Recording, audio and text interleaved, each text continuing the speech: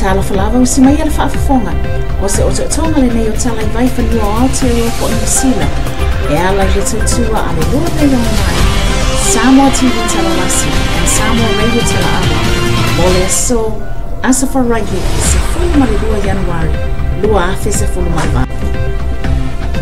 Tala'lasi, thanks for joining us for this news update brought to you via Aotearoa.com. First, the headlines in English. Violent prisoner on run for almost a fortnight after being granted funeral leave. Men on the run after robbing Auckland at gunpoint. Arrests made in relation to Ianuari house fire. Manure truck dumps smelly contents after veering off the road. And business stories. Paperboy magazine shuts down due to lack of advertising. Clothing retailer Aotearoa goes into liquidation. Mystery deepens as Levin's multi-million-dollar winning lotto ticket still not claimed. Record year for vehicle sales. That's a story from the motor vehicle industry. Tala tomua, tala mai la ofisa leo leo, e se folu iwa tausango lea li ipango tā, e ngoa ia Matthew McRae, na toi po e ina ma toi loka I leo leo, I le a ayo Masterton, latalatani Wellingtoni, ina ua mai a le lua wa yaso solo le nei li I mai leo leo. Na mafua na aru isi le nei li I mai le vainga leo leo, ina ua tuu I se whaatanga nei e ono I tū le aso lua sifumale I vo te se malua afe sifumar fitu. E awai o ye se whale la wasina o se maliu o sona tau a ina. Ai peitai, ua avea Vaifanua e sola e se mai eile nei li I ma leo leo. Ma le to e fo iane, I le mai ai o leono I tula na whaatanga ina. E awai e tua I le maliu. O loo watu e tau fia nei lale nei li I le whalapupui rimutaka. Se I au lia le aso mua Februari o le ato I tula ia I le whaamasinonga. Mo le toe ilo ina o na molianga, malona whaasalanga. E ui ua yaini whaitionga o atu le ofisa o leo leo, I le tuai o na lato whaalau iloa whaalau I tele, le sola e se mai o le nei li. O na e tusai ma whaamatalanga o tuina, o se ali I sa wā tele ma le tatau o na whaatala noa ina e seisi. O se iso tala mai le ofisa o leo leo, mai au kilani nei e to loa ni alii o loo sa ilia leo leo ono le whaasiili maina ma ngā o ia o se bar ta o le Good Home Bar I le ai o Birkenhead I le bō le aso lua. Wa whaalia mai e le ofisa o leo leo na ulu whale nei alii e to lua o loo fiufi mata o le isi na ia o umia se la au malosi ma se isi au pena na o atu e le isi. Ele I whailua mai le au whainga o le tino I tupe wa ngā o ia e nei awalii. Ma sola ai le taawale I se taawale ngā oi, le to ainga o le Honda, lea na to e maua mulimuliane le taawale, e ui o loo sa I lia pia nei ali I to o lua. Ele ai fo I se isi nā whaina le nei ngā o inga. Ai o loo talo sanga ina le ofisa o leo leo nisi o na maua mai ini whamatalanga I lia ngā o inga, ina I fiso o ta iatu. Se se tala mai le ofisa o leo leo I au kilani nei lava, e to o lua ni tala wau stasi o se alii e se fulu ma le walu tausanga, ma se tene I titi se fulu wha tausanga le mātutua, o tau fia nei leo leo mai le aso lulu, ona o se whaatinonga o se soli tula fono, na whaatino ina e se tina matua e walu se fulu ma le walu tausanga, mai I le a aio ranui I au kilani sifo nei.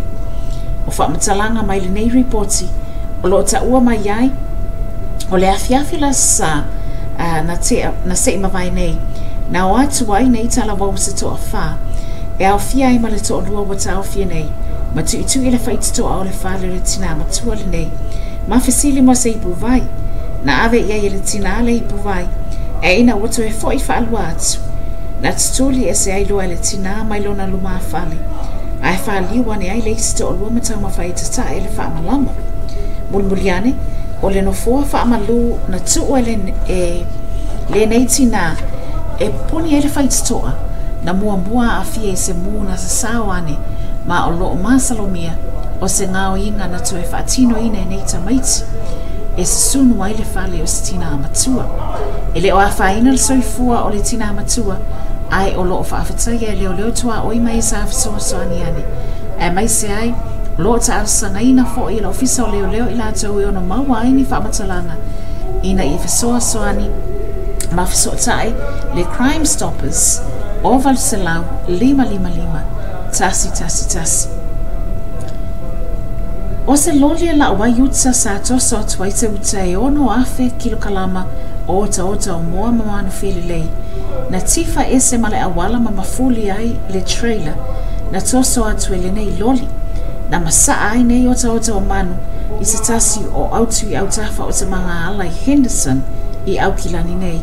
I le awauli o le aso lulu lea. Na tope atu i ai leo ma auti nei mu ma le aise soifua na afia na o le manongi sa itulo o nei ota sa atu e ngā luluele au fai awala e whaamamaina i le awauli o le aso lulu lea. Tala tau pisinisi o se tasi o mekasini au kilani nei wata o le paperboy sa tufafua i masina uma ua whaamutaina nei lana tautua ona o le ai o ni pisinisi o lo whaasalalau ma whaalau ilo ai. Na amata le nei me kasini i a novema lua afe sifuru maleono.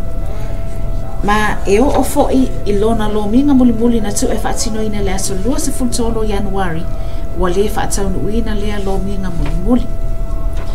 Stasio pisinisi lava o ta ua le Andrea Moore ua silinga mal sifuru tau sanga ta lona whaafoina. Ma iai o na whale o loa i Aukilani Wellingtone Makalai Stete ua lipotia mai wa tāpunia. E silia malelua se fulu tau sanga e silia malelua se fulu tangata whaingaluenga sa whaingaluenga ai i le nei whale lava. O se isi o tala, whamatele o oe e ana le pepa na manu malo talua i nei i le loto. Mo i lato e lala 11 po Wellingtone, ma isi a ai tu la lata. Ia po i lato fo ina awhi atu 11 i le vaitainga le Kirisimasi. Ma whaatau wei se pepa o le loto. E ono te sima le 5 miliona le whailonga o le loto. I le vai aso ina ua uma le Kirisimasi. O loo lipo tia mai. O loo tālia lava leo o atu. O le ana lea pepa e whailo atu. Ia se siaki ane pele o laki e se isi o tātou. Ia. Misi nei manuia. Tala whaiu. O nisi lava tala tau pisinisi. O lipo tia mai ai. O pisinisi whātau ta avale, ia pisinisi pito i sili o na tele alato o loa po ta avale 4, e silia lea i le selau 5 afe, i le tausanga e lua afe sfumalfitu, e tu sa iwa pasene o sili atua i le maualunga, o le alfa inga o ta avale 4 o ta ulia, na ilo le tausanga e lua afe sfumaleono. Ai o le itoainga piki apu o le Ford Ranger,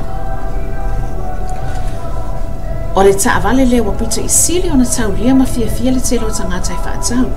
E tu sa i uwha maumaunga, wa tu ina mai e le Motor Industry Association. Wa whaalia mai foi, e iwa afe whaase lau luas fulu leo whainga o le tuainga taavale piki apuli nei, o le Ford Ranger, na taulia e le tausanga tuanai, whaatasi ai ma le valu afe sa lau ma le ono, o taavale Toyota Hilux, ma Toyota Corolla, e fitu afe, fitu se lau iwa se formula fitu. Iau se whaapoponga le nā, o a tātou talafo mai Vaifanua, o Aotearoa New Zealand nei, e ala i le tautua le lobe online, SAMOATV TALA'LASI ma le Samoa Radio TALA'AVE mai Aukilani nei, mo le nei taimi, o le nei vai aso. Whaiu atu o tātou tala i Vaifanua o Aotearoa New Zealand, i se tala lata mai o le tau. Whaaftai le lava le mawhata mai. That concludes our Tala Mai Vaifanua New Zealand update for this week, brought to you via lowerbaytvradionews.com, Lower Bay Samoa TV TALA'LASI, and Samoa Radio TALA'AVE online. And just a quick weather update before we wrap up. Thanks again for joining us. Mani e tele tau whāsoifua. Wa tātou talafo wala nei aso wa awina atu e ala i le lango sua malosi a se tasi le nei o au nanga wha a bisinisi.